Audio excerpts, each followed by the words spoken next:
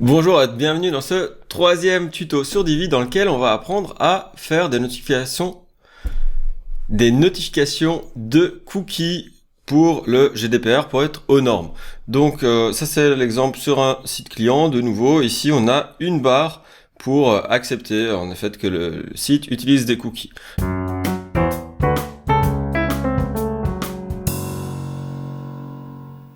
Donc nous, ce qu'on va apprendre à créer dans ce tuto-ci, ça va être soit une petite barre comme ceci, vous verrez qu'on pourra accepter mais aussi rejeter, avoir un onglet de paramètres, ou une notification comme celle-ci, ou même une notification en bas à droite de l'écran. Donc on aura le choix.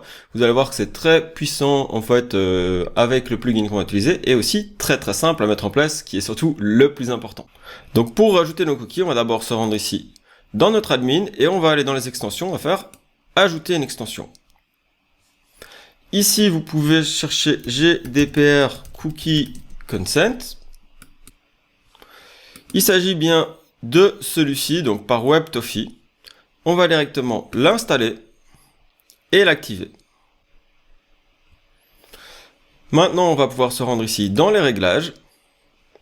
Alors, vous voyez qu'il y a une version premium, mais franchement, vous n'en avez pas besoin. Donc là, par défaut, il va nous mettre une bannière. C'est-à-dire quelque chose comme ceci, qui est vraiment le cas classique.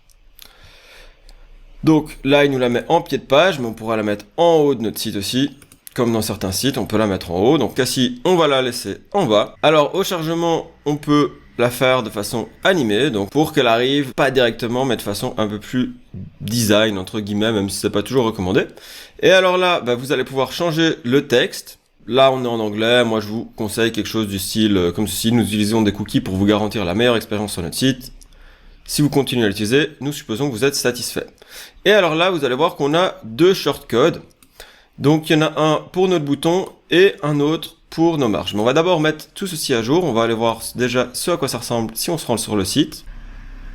Donc, vous voyez, on a une barre comme ceci. Donc, à part le texte, elle n'est pas très personnalisée, les couleurs, etc. On peut venir changer tout ça. Donc là, pour le moment, en plus, on a ceci en anglais. Donc, on va venir changer ces deux boutons-ci. Donc, on va aller dans personnaliser les boutons. Et vous allez voir qu'on va retrouver nos shortcodes. Donc, si vous voulez mettre un bouton, par exemple, rejeter, vous allez devoir rajouter ce shortcode ici. Donc, si je le sélectionne, je fais CTRL-V, CTRL-C et CTRL-V ici. Je vais mettre l'option de le rejeter. Je mets à jour. Et vous voyez que j'ai l'option de rejeter mon bouton, mon cookie. Donc, on va personnaliser les boutons. Donc, on va personnaliser maintenant les boutons. Ici, pour rejeter, on va le mettre en français, hein, rejeter.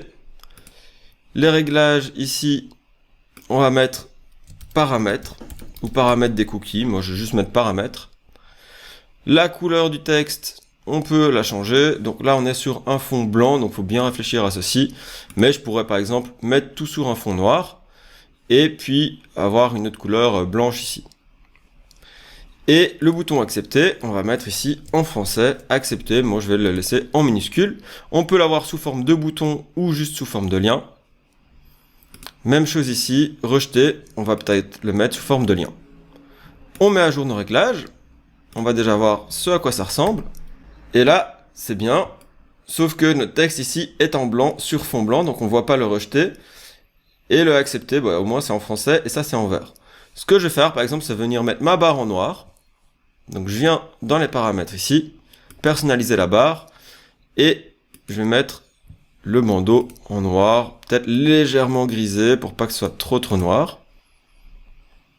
Et du coup, le texte, on va devoir le mettre en blanc. La police du texte, on peut soit la changer, soit se prendre celle du thème, hein, mais je vais vous montrer en la changeant. Je vais prendre du Arial par exemple. J'actualise ceci. Je me rends sur le site pour voir ce à quoi ça ressemble. Et voilà, j'ai ma barre en gris. Donc là, ça commence plus ou moins à ressembler à quelque chose. Et si je l'accepte, elle disparaît évidemment. Donc pour faire le test, je vous invite à ouvrir une navigation privée. Parce que si vous l'acceptez une fois, forcément, elle va plus réapparaître. Le but, c'est qu'elle soit pas là en permanence pour les gens, sinon ça devient ennuyant. Et donc vous voyez, là, j'ai rejeté, accepté. Donc si je fais accepter, hop, elle disparaît. Mais j'ai toujours accès à ceci pour que ça revienne. Et là, je peux venir me rendre dans les paramètres pour voir, et ça je vais devoir évidemment les configurer si je laisse les paramètres activés. Évidemment à vous de voir les cookies que vous voulez faire accepter aux gens ou pas, et leur permettre d'activer ou désactiver les non nécessaires. Évidemment les nécessaires, ils sont obligatoirement activés, c'est pour ça qu'ils ont une notification comme quoi les nécessaires sont là. Je me rends de nouveau dans mon site, et ici, je vais simplement changer un peu plus mes boutons. Donc là, par exemple, je voudrais un petit écart, je trouve que c'est trop collé ceci. Je vais mettre ceci en blanc, et pour le reste, on va laisser ça plus ou moins comme ça. Donc, si je vais dans le bouton... Donc si je vais ici dans personnaliser la barre de cookies, vous voyez qu'ici on a certaines options. Pour vous aider, je vous conseille vraiment d'aller dans le guide d'aide ici, vous allez voir en fait toutes les options qu'on peut configurer et comment on peut avoir des cookies un peu plus complexes avec des autres shortcodes, des codes courts comme c'est traduit en français, donc c'est les shortcodes. Donc nous on va juste un peu personnaliser ceci. Par exemple là on a une marge, donc ça c'est la marge, vous voyez hein, dans le guide ici il va vous le dire, hein, donc ça c'est la marge en haut, à droite, en bas et à gauche, c'est comme en CSS. Hein. Donc, ce que je vais faire ici, c'est que je vais aussi mettre une marge à mon bouton rejeté. Donc, je vais mettre une marge comme ceci, mais je veux mettre la marge que à droite. Donc, je vais plutôt prendre carrément tout ceci. Et je vais lui dire que je veux une marge en haut de 0, une marge à droite de 10 pixels, en bas de 0 et à gauche de 0. Je vais venir mettre ceci à jour. Je vais actualiser.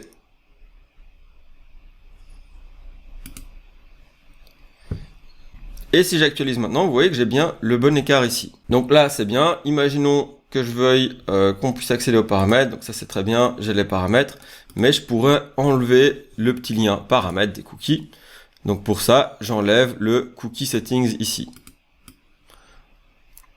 Ok, j'enlève le cookie settings. Je me rends sur le site. Et là, j'ai plus que rejeter et accepter.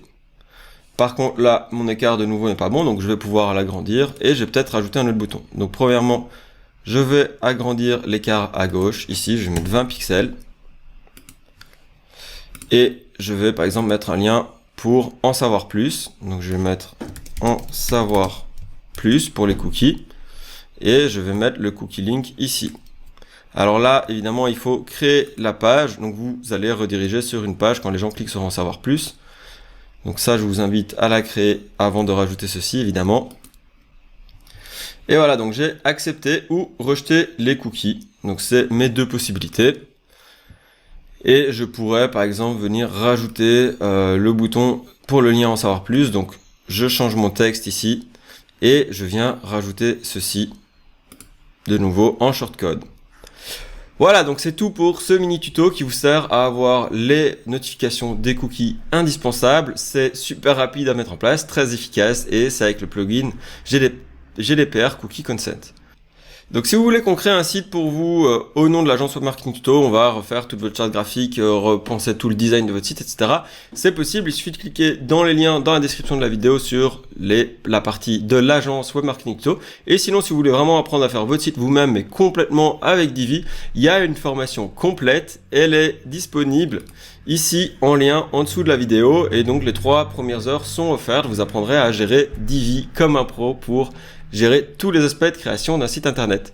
Voilà, je vous dis à très bientôt pour un prochain tuto sur la création de site avec Divi sur Web Marketing Tuto.